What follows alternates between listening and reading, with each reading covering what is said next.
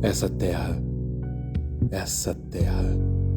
sou dela, estou nela, terra firme, não.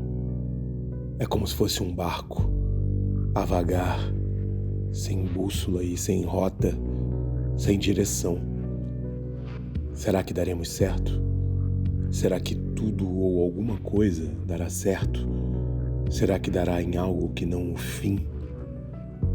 Os mares que separam esse país de Portugal são tristes como o fado e melancólicos como um samba. Somos pobres, carentes de tudo porque falta tudo.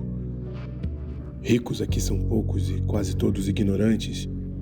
E o medo de uma rebelião dos escravizados assombra a minoria branca. Em tudo rudimentar, tudo aqui é latifúndio e tráfico negreiro. O isolamento e a rivalidade entre as províncias, o sul e o norte, nordeste. Essa divisão prenuncia uma guerra civil.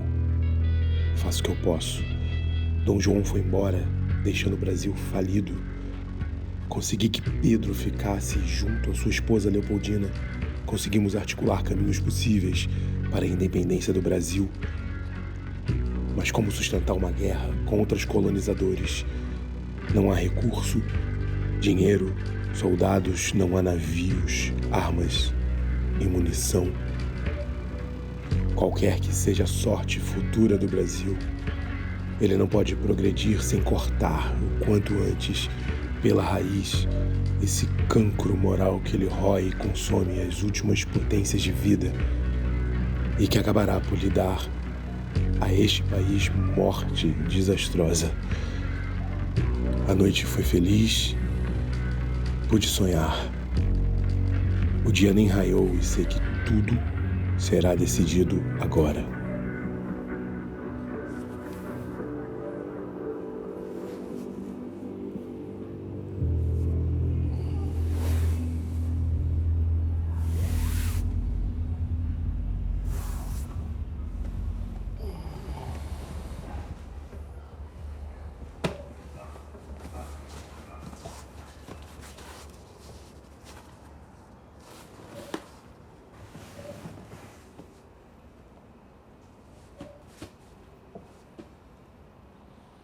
Gabriel?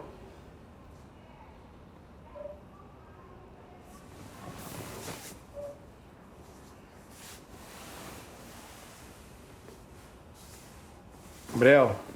Ai.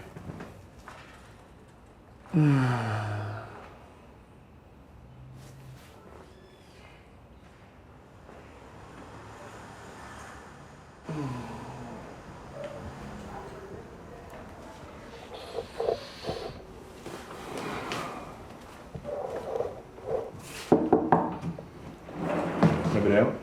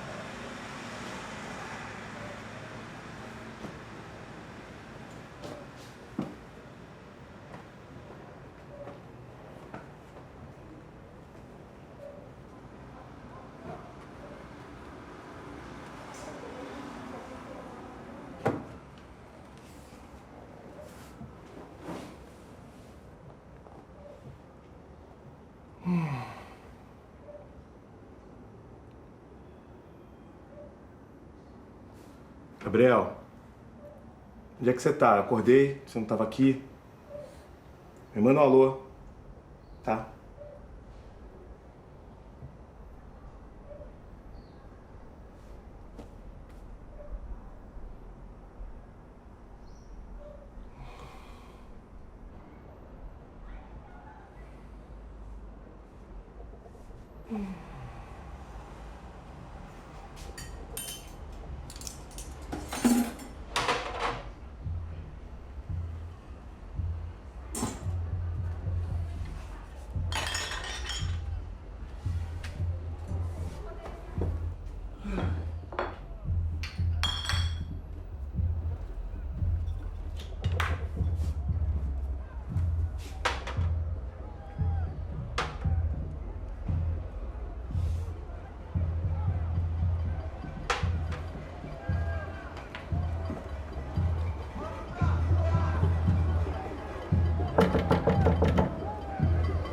Quem é?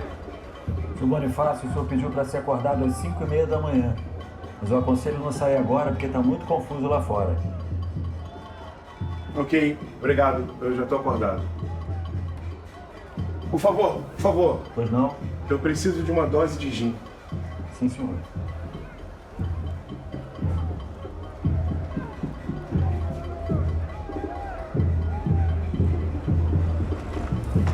Na Praça do Comércio, a maior área comercial do Rio de Janeiro, lojas e armazéns foram saqueados e incendiados. Pedaços de pau e pedras foram usados como armas.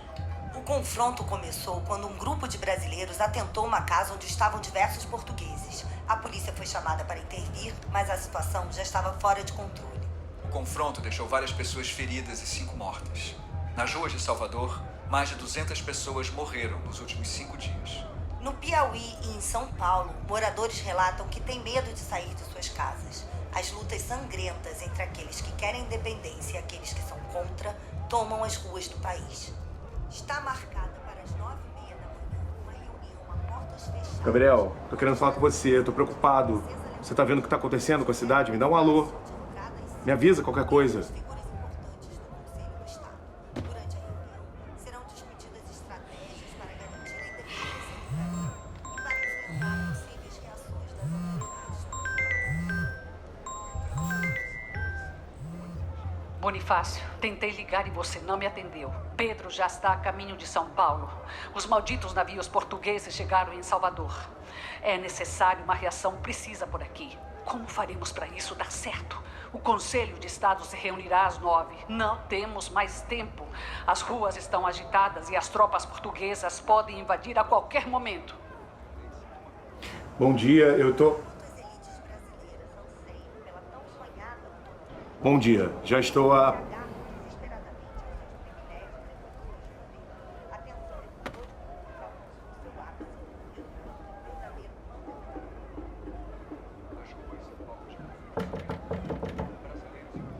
Quem é? Nas regiões mais afetadas, como a Praça do Comércio e a Rua Direita, o cenário é de destruição absoluta. Lojas e armazéns saqueados, incendiados e reduzidos.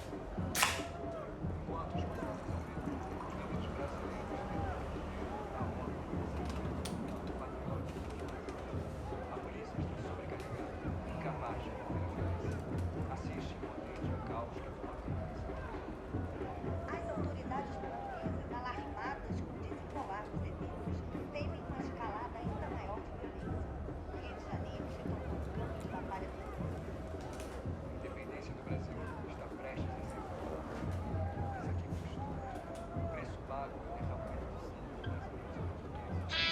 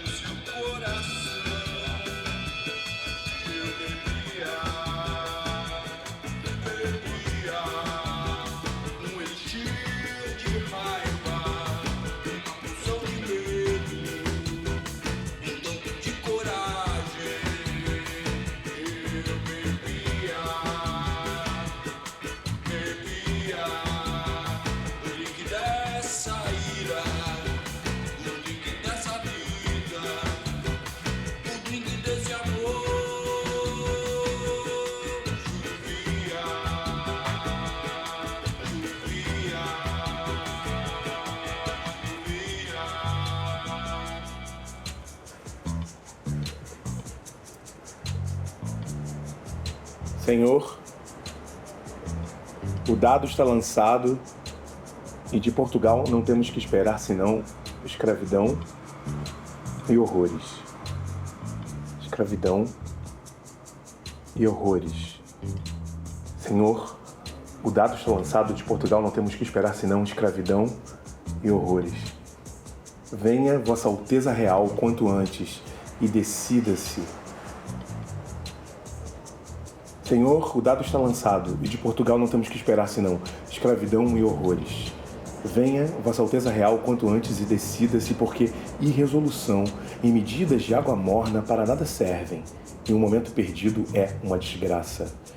Venha, Vossa Alteza Real, quanto antes e decida-se, porque irresolução e medidas de água morna de nada servem, e o tempo perdido pode ser uma desgraça.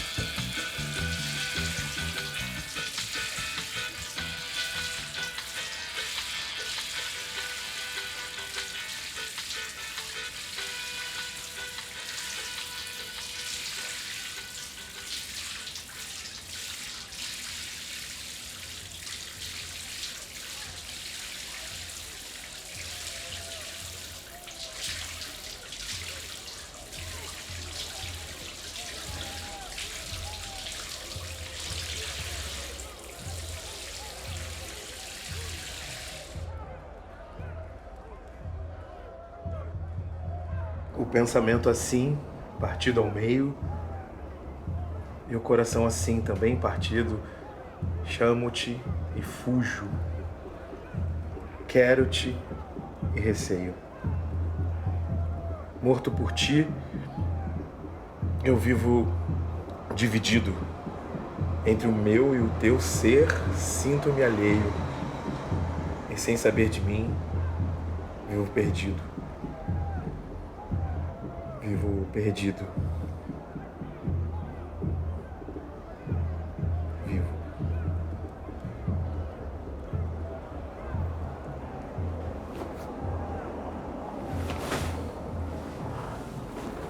Gabriel.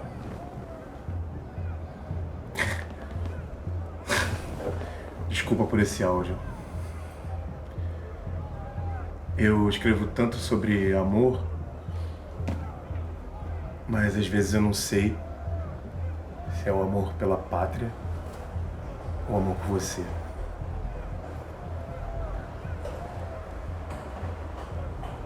Me dá notícias.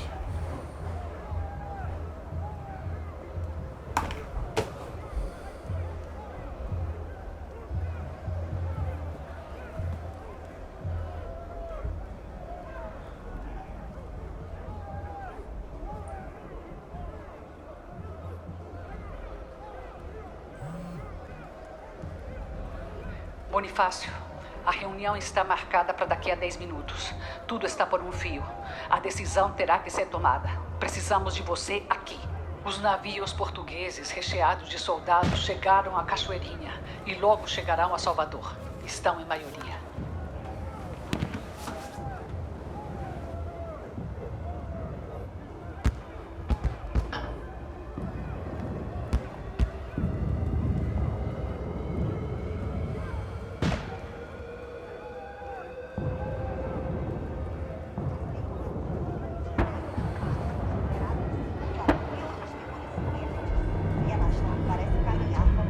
Serão discutidas estratégias para garantir a independência do Brasil.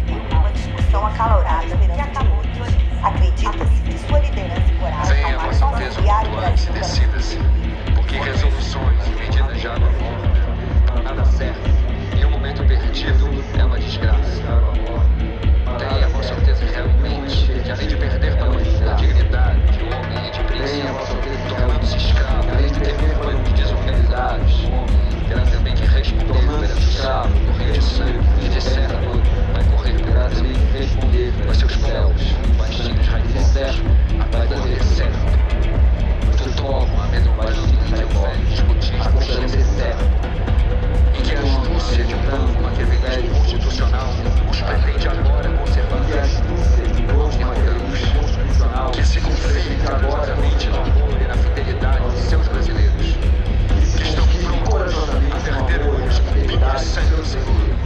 O dado está lançado. E de Portugal não temos a esperar senão escravidão e horror. Venha a nossa mesa quanto antes se precisa. Porque resolução e medidas de avanço nada serve.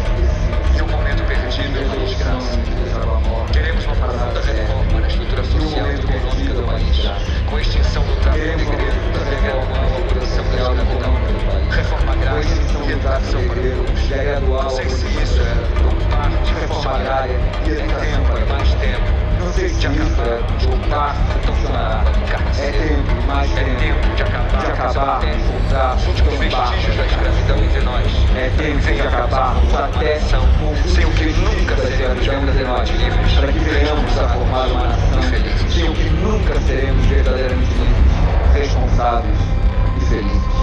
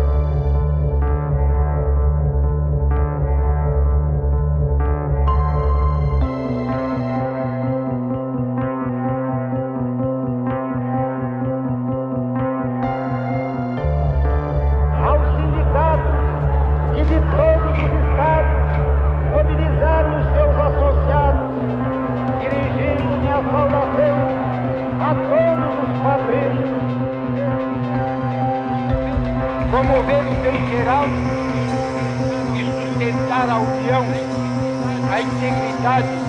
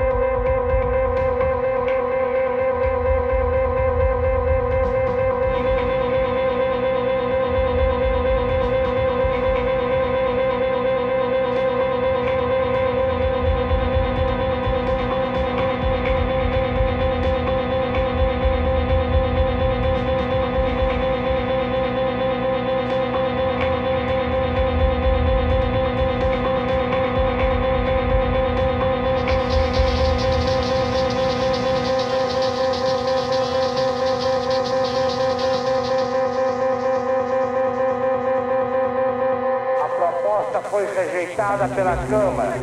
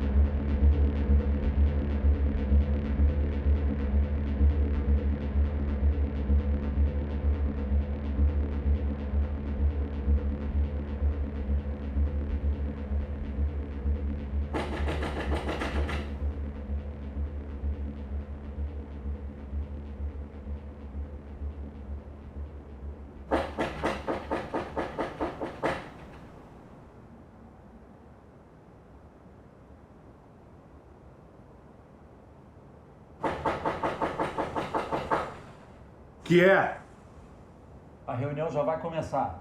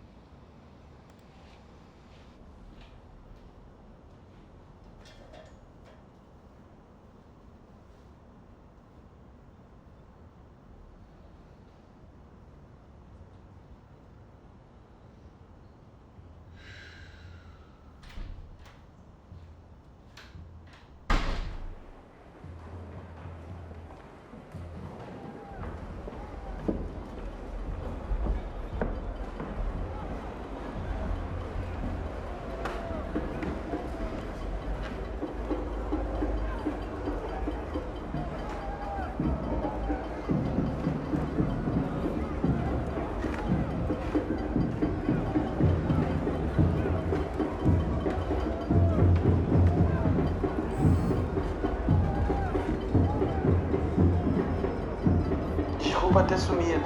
Tô aqui na frente. Vem.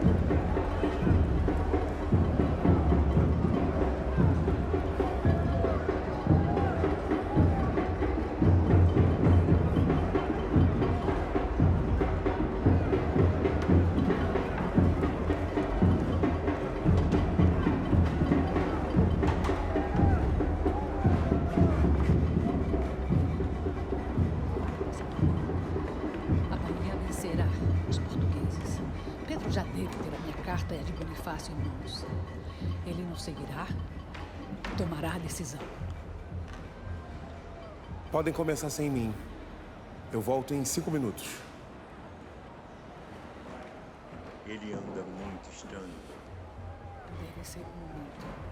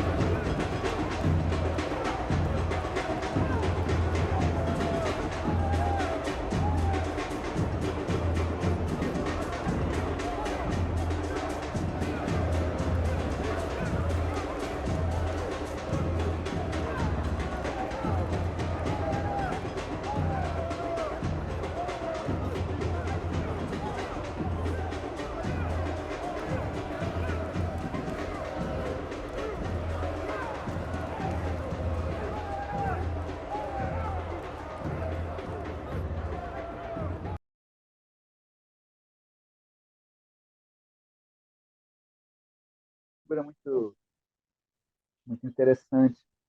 E esse é um outro Bonifácio, né? Seria o nosso Bonifácio. Seria o nosso Mas Bonifácio. o Bonifácio histórico, ele foi uma figura muito interessante, porque ele viu, né? Ele foi o primeiro cara que pensou o Brasil. Então, vocês estão me ouvindo? Porque eu achei que eu Estamos te congelei. ouvindo, só que essa imagem congelou em um momento, Então, mas o áudio pelo menos está saindo. Então tá. tá É isso, saindo. é um cara primeiro que pensou o Brasil, então ele já pensou em abolição, ele já pensou em ensino para todos, ele já pensou em reforma agrária. Foi o primeiro cara que pensou, teve uma ideia de Brasil, às vésperas ali da independência. Né? Depois dele vieram muitos, Nabucco, tem uma série. Mas ele foi o primeiro. E muitas das questões sobre as quais ele lutou no parlamento, ele tentou passar na primeira Constituição a abolição da escravatura, a reforma agrária, não conseguiu.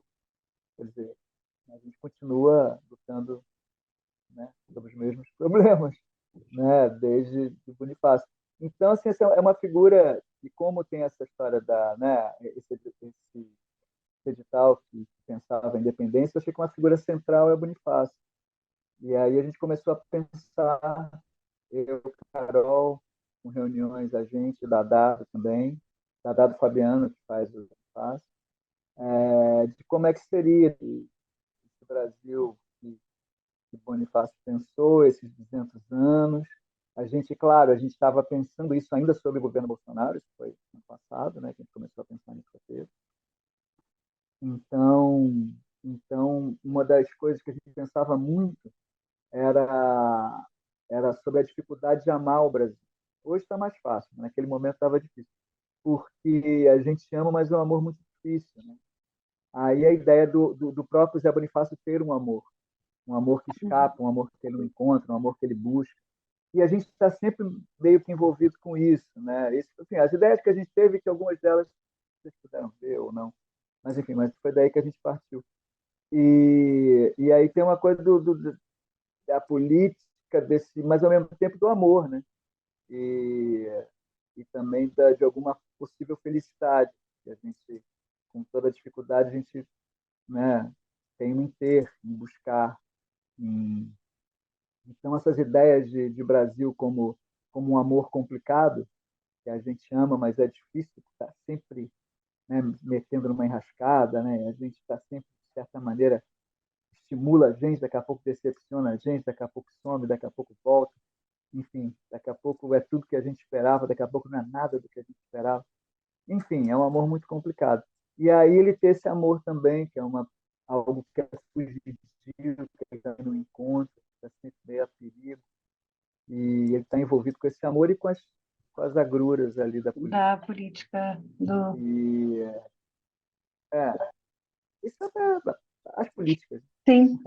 Políticas relacionais. Não, eu acho que também aquilo que a gente conversava sempre, que trazendo o Bonifácio para hoje também a gente consegue de alguma forma pensar sobre esse Brasil, né? Quem são os pensadores atuais, né? O que Bonifácio poderia estar fazendo agora. Eu acho que também foi um dos motes, assim. Tem um momento do filme que é o quadro, né? Que a gente sempre chamou de o quadro, mas é um momento que eu acho que é bem marcante no filme, que é quando ele vê a história do próprio país, né? E como é que ele pensou o que ele pensou que virá. Ele vê o futuro. Só que para a gente é passado, né? Mas ele mas não é para ele. Mas para ele é futuro, então. E eu acho que também eu acho que de alguma forma, sei lá, do nosso subconsciente, de alguma forma ele escolhe também o amor, né? Assim, porque eu acho que ele olha de uma forma, né, um pouco quase como um observador ali, né? Ele não, assim que sai do quadro, ele não tem nenhum tipo de reação a todas aquelas imagens, a reação dele é quase apática. E aí ele vai, né, teoricamente, né, ele teria que ir para a reunião para decidir sobre a independência, se chegou ou não a carta, com Leopoldina e o resto do conselho, e ele acaba indo encontrar o amor, né? E que também é encontrar o Brasil, que é também encontrar um Brasil, sim, né? Um aspecto do Brasil. de um Uhum. aspecto possível. É uma escolha Naquele, pelo amor, assim. naquele menino que tá um Uhum. pouco, né? Tá o carnaval, tá, enfim, tem ali alguma coisa que talvez seja o Brasil, em É, algum e, olhar. e aí acho que o nosso processo criativo, ele foi bem amplo, assim, né? Ele começou já há mais tempo, a gente começou a pensar, assim, que, né, a gente foi contemplado pelo edital, a gente já começou a pensar em como seria estruturar todo o processo, então a gente teve um processo realmente de estudo, desde o José Bonifácio, a história do Brasil, a entender como seria o filme, e a gente teve durante bastante tempo com o Fabiano, né, de Freitas, que é o ator, que é o Dadado, né, que faz o José Bonifácio no filme, eu, Marco e ele. Aí depois desse momento a gente escreveu o roteiro, aí quando a Alguns, gente finalizou, alguns livros a gente leu também, juntos, o lemos, livro do tivemos 2, O Soldado Antropofágico, do Charles Antropofágico, Aznavour, do Luiz A. O Sequestro da Independência, né? Uhum. Não, eu acho que foram muitas diferenças, né? Vimos vários É, filmes, assim, a gente ficou bem imerso nesse processo para entender, assim, exatamente onde a gente ia chegar. Aí, feito o roteiro, a gente teve um set, né? Nosso set foi curto, a gente conseguiu filmar basicamente o filme inteiro em 2, 3 dias, eu acho. 2 E dias. aí depois a gente, 2 dias, aí depois a gente foi para a sala de montagem com o Pedro Tomé, que está aqui, que aí eu acho que aí abriu-se um novo processo, né? Porque aí a partir daí a gente foi entendendo o filme, assim, entendendo que cortes poderiam ser esses e como é que a gente poderia chegar, enfim, de alguma forma a criar toda essa ideia num tempo curto, né? Que é um tempo de um curta-metragem e conseguir de alguma forma, enfim, fazer com que pensássemos juntos sobre o Brasil e sobre Bonifácio, sobre questões históricas e atuais. Acho que o Pedro está aqui, não sei se Pedro, você quer falar alguma coisa da montagem, como é que foi o nosso processo. Oi, Oi. não, eu queria, na real, agradecer, né, esse processo, foi muito legal, muito criativo, a gente descobriu um monte de coisa junto e entendeu, pensou muito sobre o tempo mesmo, né, 2 tempos em um só, um desafio muito grande, mas, por outro lado, foi bastante, acho que a gente chegou num lugar bem legal. E que bom ver, assim, né, para mostrar para as pessoas. Foi muito legal ter participado, ter, né, como proponente e tudo mais. Estou muito feliz com o resultado. Que bom, a gente também tá. E eu acho que, não sei, Marco, quer falar mais alguma coisa? O resto da equipe que está com câmera apagada, alguém quer fazer alguma pergunta? Se alguém Pode quiser, sei qualquer. lá. Pode. Você pode dizer, meio que já disse, que é legal, então, sei lá, talvez seja interessante para quem viu agora, meio que, né, ver de onde é que saiu, quais são as ideias que a gente tentou elaborar no filme. Uhum. Talvez só para, de alguma maneira, Como a enriquecer, gente. Isso. né, enriquecer a experiência. Não sei. É. Alguém quer falar alguma coisa que está por aí? Não? Acho que o pessoal está mais tímido. Mas é isso, queria agradecer, então. Cadê Acho que a gente você, Júlio? Fala aí, Júlio. Cadê Júlio? Nosso produtor, ele Júlio é importante que fale alguma coisa. extremamente importante. Ele só Sem canta ele, voz. não, sem ele nada disso aconteceria também, produziu. Imagina, deixa eu falar também. Eu trabalho muito com teatro, né? A minha grande maioria de produções, elas são teatrais. Todos Esse nós, tirando o é, Pedro.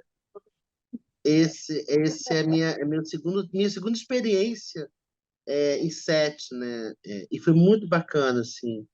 E ver, eu não participei do processo de montagem, e aí, assistindo hoje todo esse processo, eu falei assim, nossa, valeu muito a pena, porque a gente passa perrengue, né? A gente sempre passa situações, mas assim, aí a gente vê o resultado final do filme todo.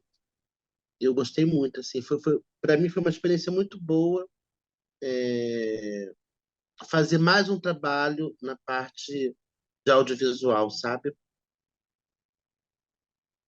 Que é totalmente diferente do teatro, né?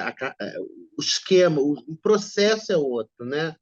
O processo criativo é outro, e aí e é bacana de ver, porque o resultado é diferente, né? No teatro a gente ensaia e estreia, né? E você vê o resultado todo pronto.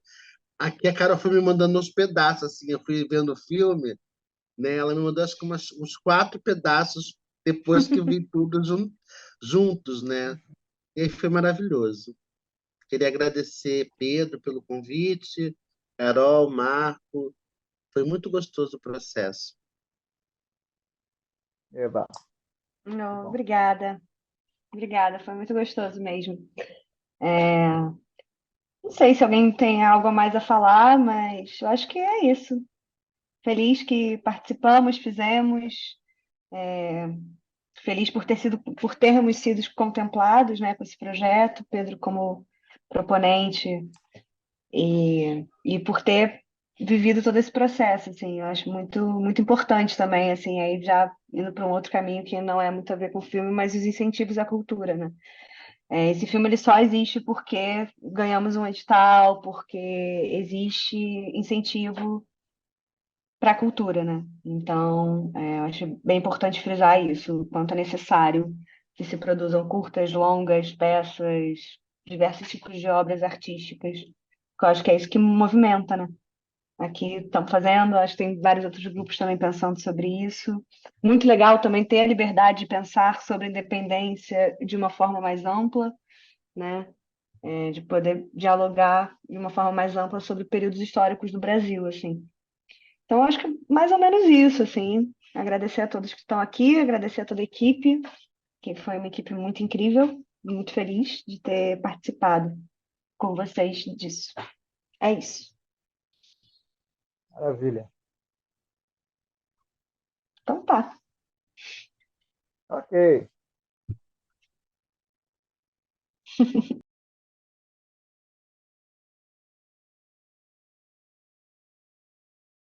Acho interessante você ler, eu acho super, eu acho que também traz eu acho que ele vai passeando, né, pela história, diferente de um período específico, né?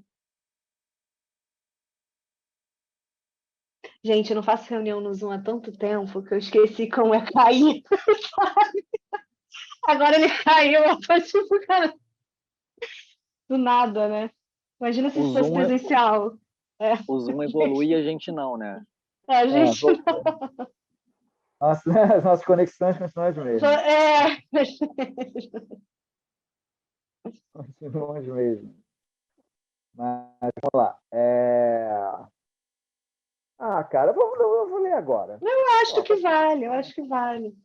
Uma inspiração legal. Deixa eu ver se eu acho. Eu acho. Está na sua estante. Achei. Tá aqui. A gente fez um trabalho há pouco tempo, que esse texto aqui foi Nosso norte. também foi super inspirador, assim, esse.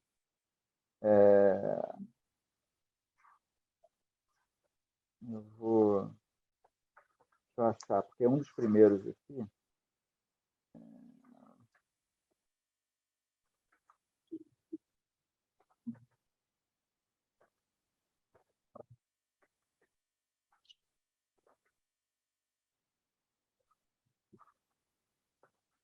Eu acho que é esse aqui. É esse aqui. Tá. É bem curtinho. Vou ler, tá?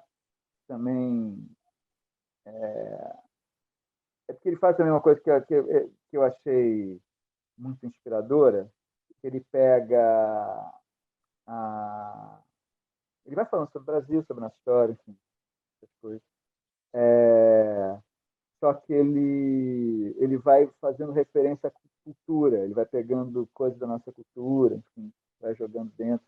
E ele articula muito bem isso. É um texto muito curto, mas ele articula muito bem nesse negócio. Que é mais ou menos o que a gente faz aqui. Assim, né? Quando a gente vai fazer, a gente vai pegar essa fato histórico, mas vamos jogar um monte de coisa dentro da nossa vida, das coisas, enfim, de aspectos históricos, culturais, pessoais, íntimos, enfim, que a gente vai usar para construir as coisas. Então vamos lá, chama-se Mas Que Beleza. Durante muito tempo, quando nos olhávamos no espelho, desde um certo modo de ser brasileiros, por vezes alguém via coisas que pareciam muito belas. Daquele ponto de vista, aquela perspectiva que nos era cara, tínhamos a famosa visão do paraíso, uma imagem utópica que emanava de nós mesmos, com a qual desejávamos sonhar e viver em ilusão partilhada. Uma terra onde o homem sempre foi cordial e a mulher especialmente sensual. Tal imagem íntima e coletiva, que se ofereceu com facilidade à indústria da imaginação entre nós, falava muito de uma terra boa, uma terra gostosa, onde se canta o samba,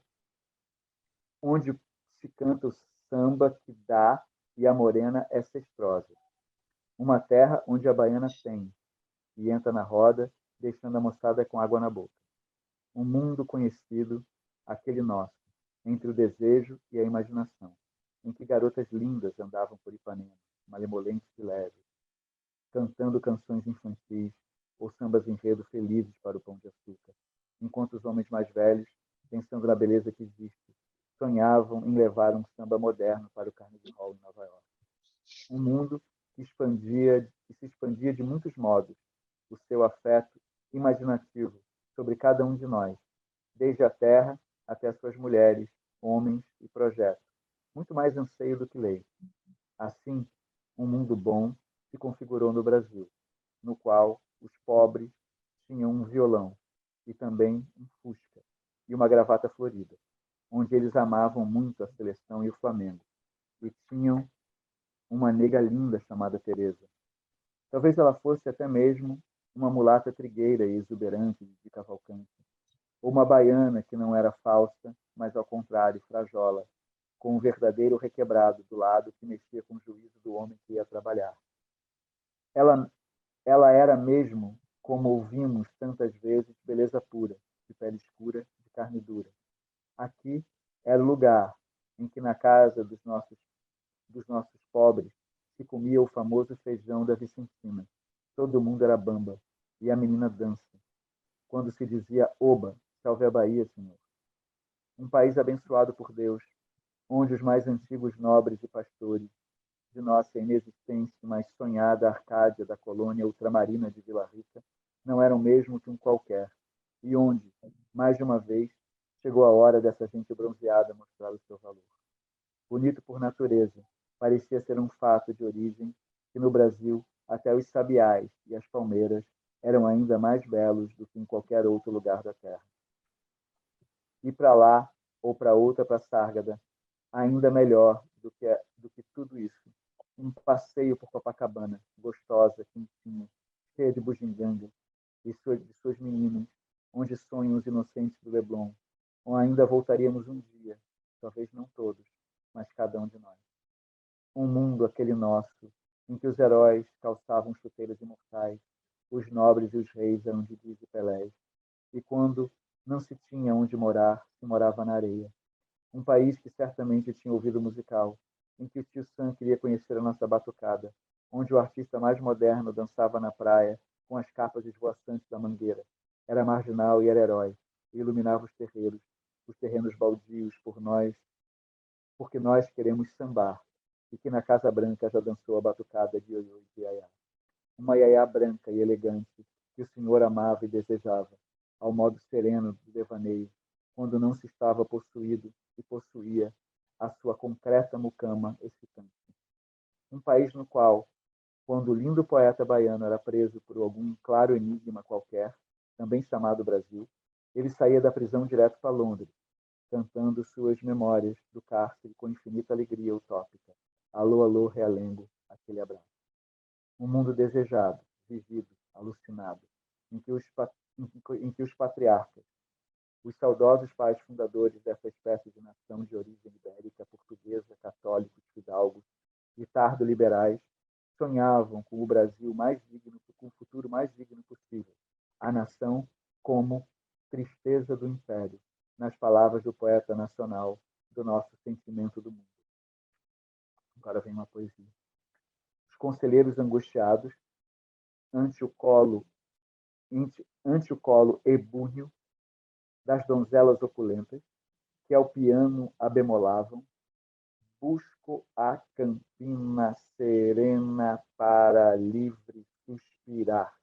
Esqueciam a guerra do Paraguai, o enfado bolorento de São Cristóvão, a dor cada vez mais forte dos negros. Dissolvendo mecânicos uma pitada de rapé, sonhavam a futura liberação dos instintos. E ninhos de amor a serem instalados nos arranha-céus de Copacabana, com rádio e telefone automático. Terminou a poesia. Um mundo projetado assim, erótico e triste, bom e violento, onde um dia todos deitaremos à sombra de uma palmeira que já não há.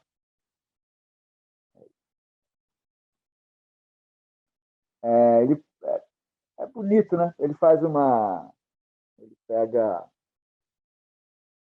muitos emblemas muito fortes da nossa cultura, né? Pega a coisa de bossa nova, pega a coisa de samba, pega a coisa da literatura, muito da música.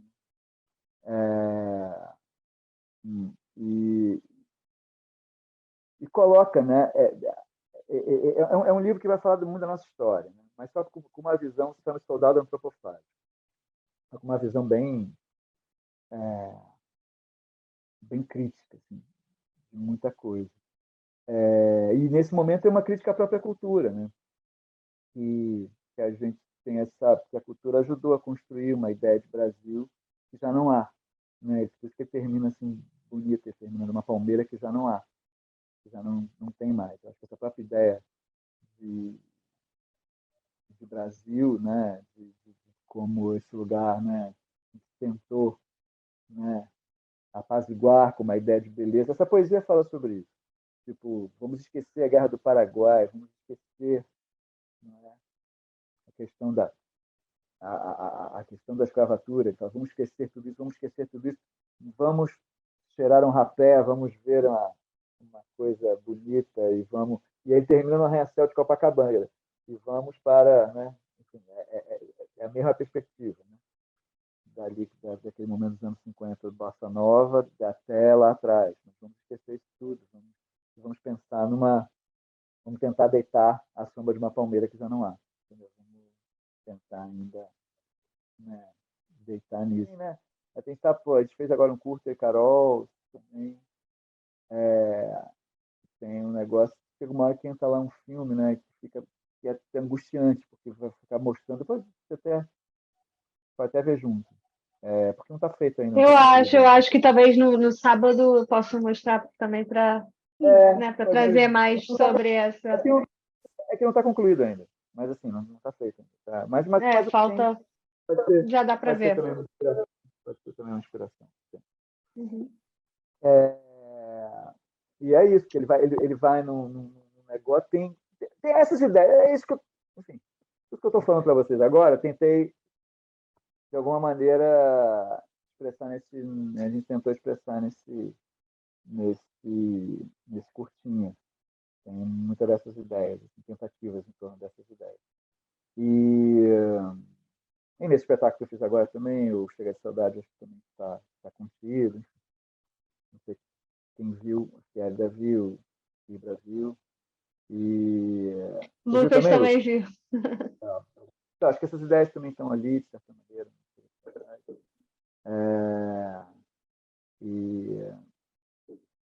E quem não viu vai ver, porque vai voltar daqui a pouco. E essas ideias estão ali, enfim, ideias que estão permeando aí há muito tempo, né? Mas eu sinto que tem agora no governo Lula, né? A gente tem a possibilidade de novo de uma alegria, né? De lidar de novo com a alegria, porque estava difícil. De lidar de novo com a alegria. A gente tem essa possibilidade de lidar de novo com a alegria. Mas como é que é essa alegria, né? Como é que é essa porra, né? Como é que a gente né? Porque a cultura brasileira tem é isso que ele fala aqui. Quando ele vai falando isso, você vê a tentativa o tempo todo de chegar em alguma coisa que sublimasse as nossas questões, que desse um termo para as nossas questões mais profundas, que são mais tentasse de algum termo, enfim, que não resolve nada, mas tinha ali sempre uma tentativa, que já não há, uma palmeira que já não há, mas que não dá mais, mas sempre teve essa tentativa. Então, estou falando aqui devagando, mas é como como esse esforço, mesmo não chegando a lugar nenhum, ele não deve deixar de ser criticado, não deve deixar de ser apontado como, às vezes, uma sublimação de algo que não tem como ser sublimado, mas, ao mesmo tempo, ele em si há uma beleza. Ele em si, como gesto, como tentativa, também tem uma beleza nele, que também não pode ser complexo, isso também não pode ser negado, não pode ser abandonado. Isso é uma característica muito profunda nossa também, assim como todas as mazelas que a gente carrega. Mas essa também é uma característica nossa de tentativa de superação pela beleza, pela cultura, pelo gozo, pela felicidade, sei lá, sabe? Tem uma tentativa, né? Que também é muito, né? Muito também profunda do nosso ser, que a gente constituiu como ser, como imagem nossa mesma, que a gente carrega, que a gente ginga de malandragem. É uma coisa meio estereotipada já, meio faturista, mas ao mesmo tempo tem um fundo também que é profundo, né? Enfim, são coisas que para se pensar. Acho que tudo estou soltando em coisas para a gente que não tem solução alguma, né? Não é nenhuma solução, mas a gente aponta, né? Aqui e ali algumas coisas, vai apontando assim, né? As tentativas já são resultados. Interessante, porque a gente, né? Pensar, a gente pensar foi uma loucura. As peças que eu fazia antigamente não tinham nada com isso. Eu fazia coisas da Alemanha, dava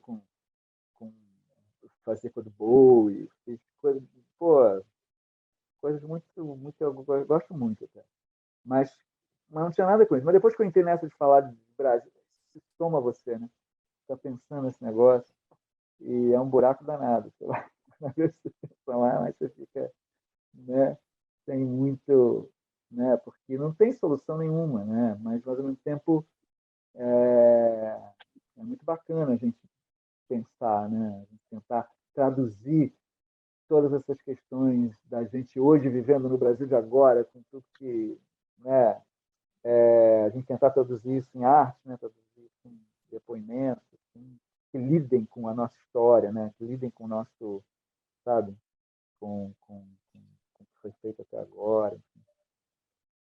Eu acho uma tentativa bonita, assim, quando a gente tenta realizar isso, né? Quando a gente tenta, né, se ver no meio disso tudo e tenta dar algum depoimento, né, sobre isso. Enfim, é isso. Então, é isso que temos. Né? Por hora é isso que temos. E é isso. Acho que Mas amanhã, vocês querem falar né? alguma... Peraí, vocês querem falar alguma coisa, gente? Eles vão falar alguma coisa. Não, você falou assim, uma coisa. Não estou concluindo nada. Dúvidas, não, questões para... Assim, é isso que temos, assim, mas para dizer que é isso que temos, mas é livre para ir muito além disso. Eu estou dizendo um monte de coisa aqui, li tudo isso é inspiração, entendeu? Mas é para vocês irem, entendeu? Irem. Não é para, né? Não é para ficarem também Isso é para inspirar, não é para limitar em nada, entendeu? É só para inspirar.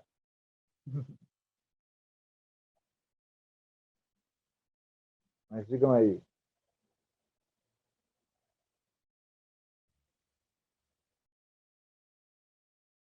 Luiz não está aí? Tá. Luiz, tá. Luiz saiu da minha tela. Todos estamos. Muito bem. Muito bem.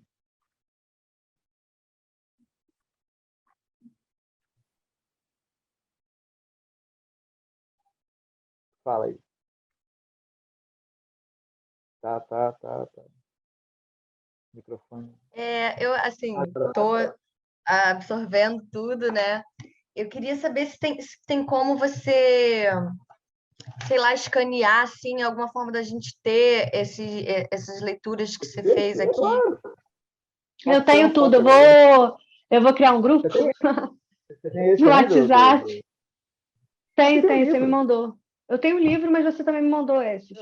Não é nada pronto, não é para mostrar nada, não é não. É tipo, mas só para isso, pensar em alguma coisa, algum embrião de alguma coisa que a gente pode desenvolver. Se alguém já tiver uma ideia, tô pensando em fazer isso, aquilo, pô, maravilha. Mas se não chegar nem nisso, mas tiver já um embrião de alguma coisa, sabe? De alguma ação, de algum tema, alguma ação, entendeu? Pensar nisso de hoje para amanhã, assim. Não precisa ser nada já tão formalizado. Amanhã é para a gente ir conversando. A gente vai conversa em grupo, cada um dá a sua ideia e a gente vai dando ideias em cima da ideia que a pessoa der e a gente vai meio que elaborando junto, tá? Então, pegar essas coisas, essas referências todas. Aí eu fiquei pesquisando, assim, aí, tipo, de 1831 ali até 1840, a gente tem cabanagem no Pará, né, que foi um movimento liderado por negros também, a Revolta de Carrancas, em Minas, que foi em 33, Senzala Insurgente, em Campinas, que é 32, tem a Revolta de Vassouras e Partido Alferes, que tem muito a gente fala muito hoje da Mariana Crioula e do Manuel Congo, né, que foram muito importantes nesse movimento, e Balaiada no Maranhão, enfim. E em 1835 teve assim um dos levantes urbanos mais importantes das Américas no século XIX, que foi a Revolta dos Malês, né, que assim pega esse período ali de Dom Pedro I. Aí quando eu pensei em Revolta dos Malês, eu fui logo para Um Defeito de Cor, que é uma obra que eu, tipo assim, que eu gosto muito, que eu já li, assim, tive o prazer de ler e tal, e estava guardado embaixo da minha cama, e eu fui, tipo assim, caralho, Um Defeito de Cor. E aí eu fui até O Defeito de Cor, isso tudo a partir do que você falou ontem. Aí eu fui até Um Defeito de Cor. Aí tá. Não sei se todo mundo conhece, mas é um livro da Ana Maria Gonçalves, que é uma autora mineira, que é, tipo, uma grande obra mesmo do Brasil, do mundo, assim. E aí ela começa o livro justamente com um termo que eu nunca me esqueci desde que eu li, que é serendipidade, né? Que é um termo que aparece pela primeira vez. Ela fala que o uso da palavra serendipity, eu acho que é assim que se pronuncia em inglês, apareceu pela primeira vez no século XVIII em uma carta também, né? Esse termo, assim. E serendipidade é justamente aquela situação que a gente descobre ou encontra alguma coisa enquanto estava procurando outra coisa, mas para a qual a gente já tinha que estar assim preparado para achar, sabe? E aí foi justamente isso que acabou acontecendo isso comigo, assim, porque eu fui nessa de cara de defeito de cor. E aí quando eu abri, o livro começa na página 9, né? E aí quando eu cheguei na página 11, aí tinha assim, aí eu tô com o livro aqui, eu vou ler aqui. A nação malê não era apenas a mais culta entre quantas forneceram mercadoria humana para o tráfico repugnante. Em verdade, os escravos provindos dessa nação alcançavam os preços mais altos, sendo não só os mais caros, mas também os mais disputados. Serviam de professores para os filhos dos colonos estabeleciam as contas dos senhores. Aí eu vou pular a parte que é justamente o que me pegou, mas eu vou falar pelo final.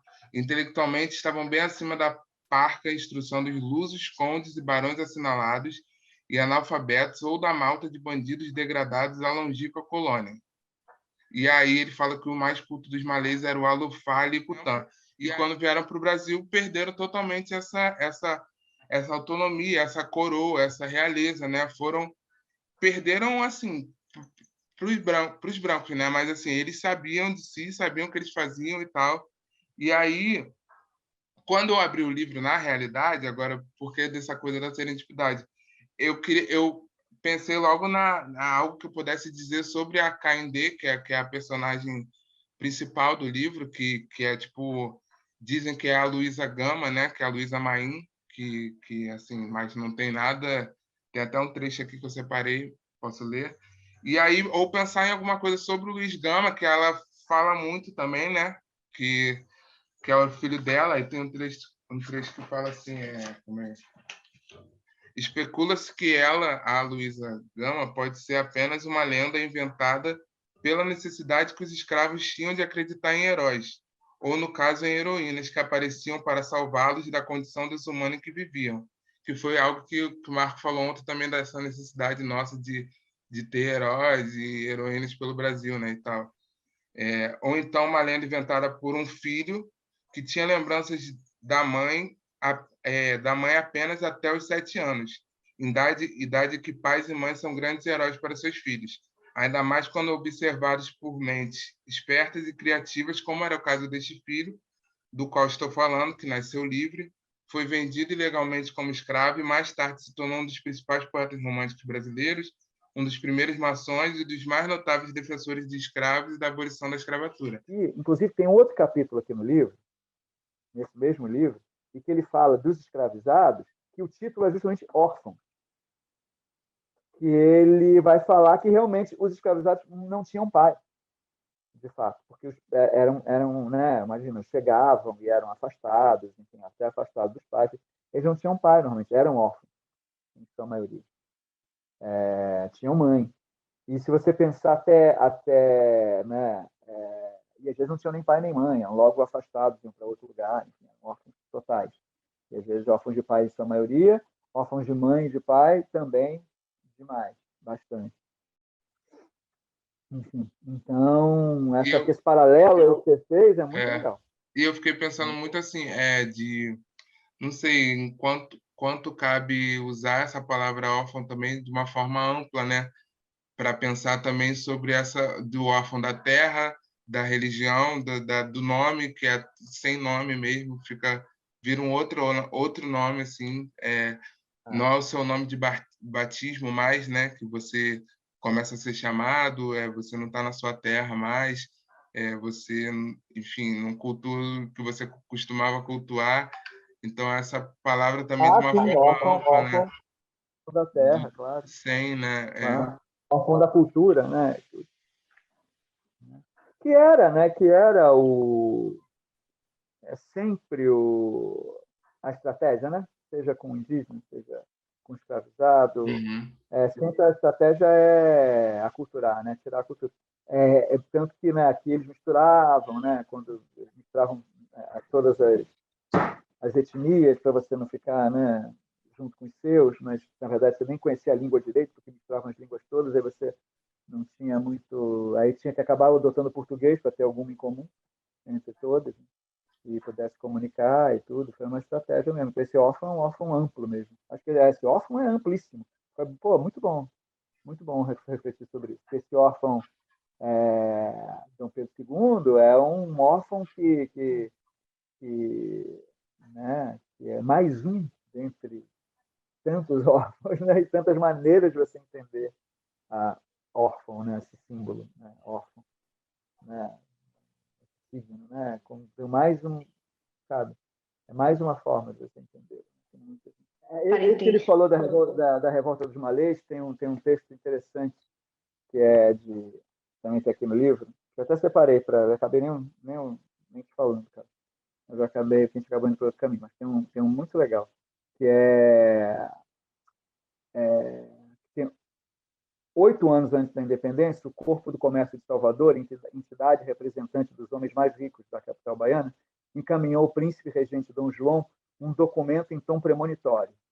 É notório que há 3 para 4 anos os negros tentam rebelar-se e matar todos os brancos, e tendo nos anos anteriores feito 2 investidas, agora ao amanhecer do dia 28 de fevereiro, em distância somente de 1 légua dessa cidade. Deram a terceira com muito mais estragos e ousadia que as outras. Estes ensaios, senhor, bem prognosticam que chegará, a não ser que se tomem medidas muito sérias, um dia em que eles de todo acertem e realizem inteiramente o seu projeto, sendo nós as vítimas de sua rebelião e tirania. Olha só, é isso que veio dar depois na revolta dos malês. Então, isso já... Né, eles tinham... Aí depois ele diz uma outra coisa. Toda revolução que se efetuará no Brasil será a sublevação dos escravos que, quebrando seus ferros, incendiarão as cidades e as plantações, trucidarão os brancos. Eles morriam de medo, né, de que isso viesse um dia a acontecer, porque tinha tido a revolta do Haiti há não muito tempo, e isso apavorou todo mundo aqui.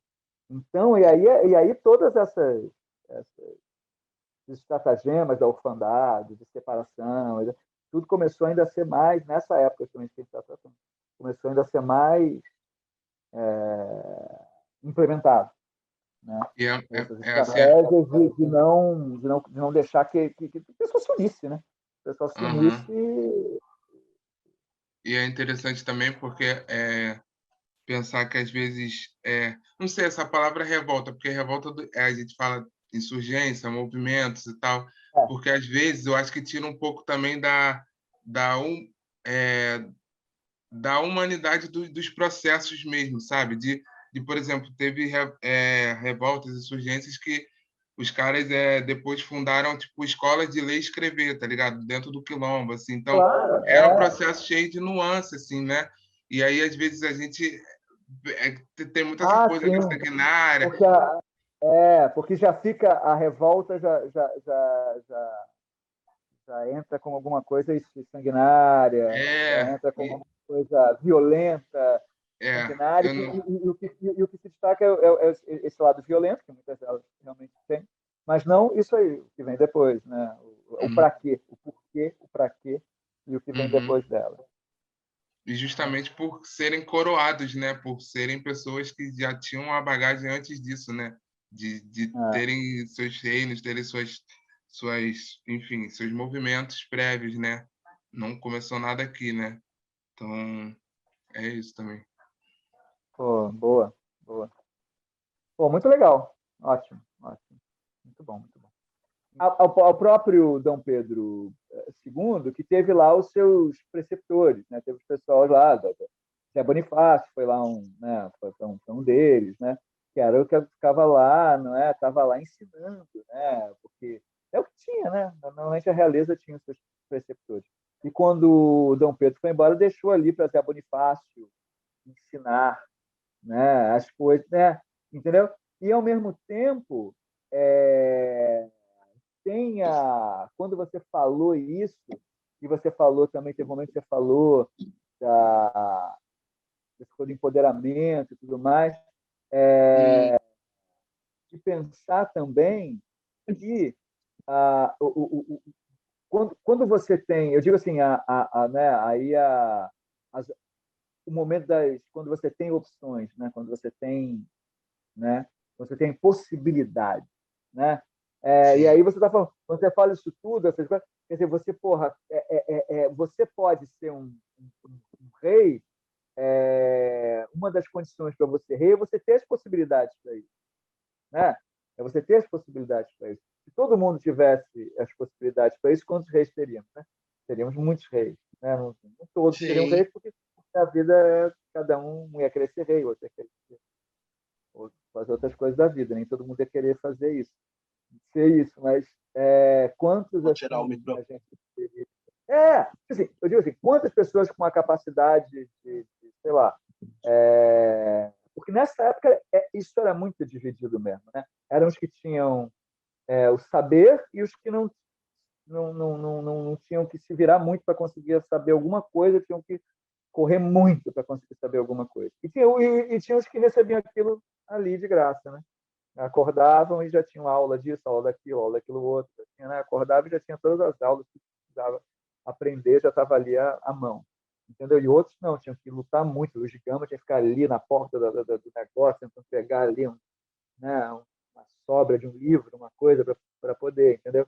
E outros já recebiam aquilo. Então tem essa, né, a oportunidade, né, que uns têm, outros não têm, entendeu? E aí você fala assim, quais são as condições para isso? Condições que nem todos têm, mas seriam, né, para você, se todos tivessem. Quais seriam as condições? Então, acho que são ideias muito bonitas.